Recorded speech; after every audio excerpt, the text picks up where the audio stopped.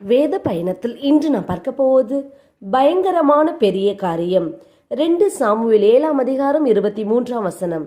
தேவரீர் எகிப்திலிருந்து மீட்டு கொண்டு வந்த உம்முடைய ஜனத்திற்கு முன்பாக பயங்கரமான பெரிய காரியங்களை நடத்தி உம்முடைய தேசத்திற்கும் அதிலிருந்த ஜாதிகளுக்கும் அவர்கள் தேவர்களுக்கும் உமது மகிமையை விளங்கச் செய்து இஸ்ரவேலை ஆசிர்வதிப்பதே கர்த்தருக்கு பிரியம்.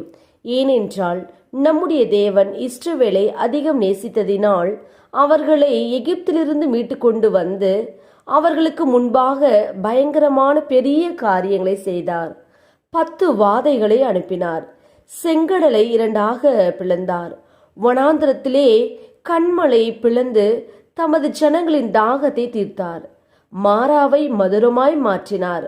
அவர்கள் பசிக்கு மன்னாவையும் காடைகளையும் அனுப்பி ஆகாரத்தினால் போஷித்தார். இன்னும் அநேக பயங்கரமான பெரிய காரியங்களை அவர்களுக்கு கர்த்தர் செய்தார். ஆம், இதை கேட்கிற உங்கள் வாழ்விலும் தேவன் பயங்கரமான பெரிய காரியங்களை செய்து உங்களை ஆசிர்வதிப்பாராக. நாம் ஜெபிப்போம். அன்பின் பிதாவை கேட்ட வார்த்தையின்படியே நீர் எங்களுக்கு செய்யப்போற கிருபைக்காய் ஸ்தோத்திரம். இயேசுவின் நாமத்தில் ஆமேன். கர்த்தர் தாமே இந்த வார்த்தையை கொண்டு உங்களை ஆசிர்வதிப்பாராக. ஆமேன்.